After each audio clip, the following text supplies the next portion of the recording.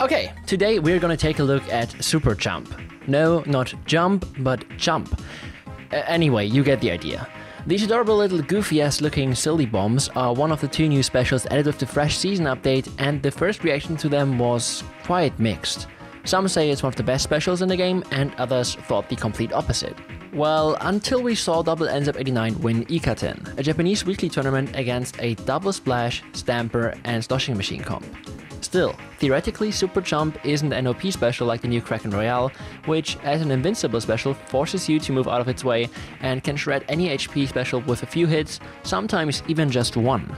The Super Chump bombs on the other hand only have an estimated 40 HP and can deal a max of 60 direct damage, 35 splash damage and a minimum of 25 damage, so most weapons can destroy all bombs fairly easily, and especially Wavebreaker can clean them up all at once. This should teach you two things. Chump isn't a retake or opening special. Retake specials are specials able to create an opening for your team, often through choke points, either like Crab Tank and Trizuka by getting kills, or Booyah Bomb, Tenta Missiles or Tri-Strike by forcing your opponents to move out of their positions. This means that whenever you and your team are locked out of mid, or the objective, the enemy team has a ton of map control and pushed you back closer to your spawn, using Chump and then try to go in won't give you much of an advantage, since with just a couple shots all the bombs will get destroyed before you even arrive at the fight. Using Super Chump on its own is highly unlikely to get you a kill and pain to go in. This leads us to the question, when should you use Super Chump?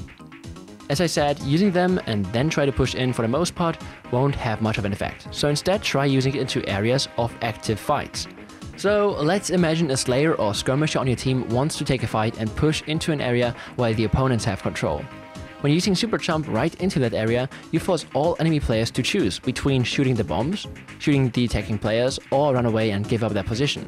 This can also be explained by its name. The Japanese name for the special translated into English literally means decoy scatter.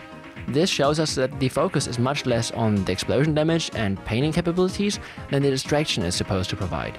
So to summarize, Super Chump isn't bad, but requires team coordination and communication, both of which you might not have in X-Rank or Anarchy battles, so Super Chump might stay as a niche in competitive matches.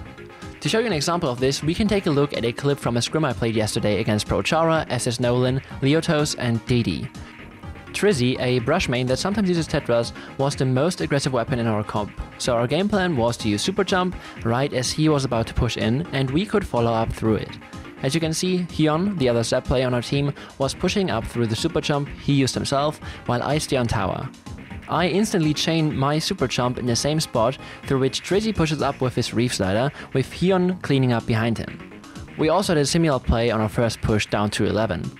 But that's it for this video, and I hope you enjoy this patch just as much as I do.